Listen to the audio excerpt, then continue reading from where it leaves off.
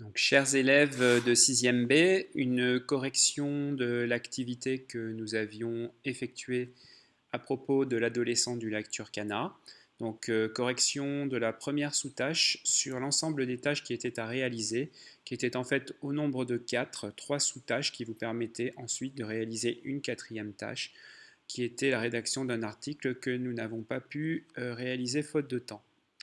Donc, vous deviez dans un premier temps examiner le terrain, c'est-à-dire le site de fouille, et identifier le squelette et pouvoir le dater. Donc, il fallait d'abord dire à quoi on avait affaire, c'est-à-dire un squelette dont vous apercevez les os ici sur le schéma.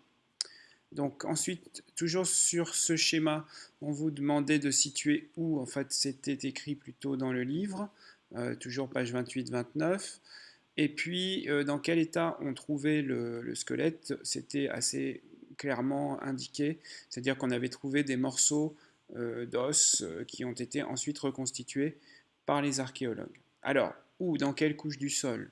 Alors, entre argile et cendre, ça c'est la couleur grise et la couleur rouge, mais ça ne permet pas de dater complètement le travail, car si on a repéré la couche que nous pouvons entourer, qui se situe donc à une dizaine de mètres au-dessus du niveau zéro de la zone de fouille, avec le fait qu'on a fouillé une colline et qu'on a fouillé jusqu'à 70 mètres de fond, et que le haut, en fait, c'est donc le sommet de la colline ou le sommet des couches qui ont été fouillées.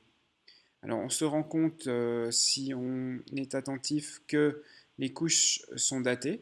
L'exercice contient une sorte de chronologie et que la couche la plus ancienne, la plus récente, pardon, est située vers le haut et que la couche la plus ancienne est située vers le bas. Et que donc nous avons là des repères chronologiques avec la flèche qui monte certes vers le haut du chantier à 70 mètres, mais qui nous indique aussi le sens de la chronologie.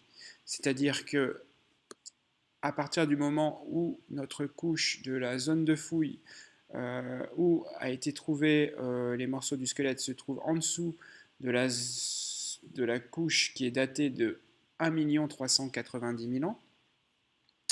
Alors il fallait, si possible, écrire en toutes lettres pour que ce soit clair. On a donc un squelette qui est probablement plus ancien que 1 390 000 années. Et c'est donc la datation que l'on peut donner de la plus précise possible, sachant que il y a certainement d'autres opérations à faire pour obtenir une datation encore plus précise par les scientifiques. Eh bien, je vous remercie d'avoir écouté cette première vidéo sur cette première tâche.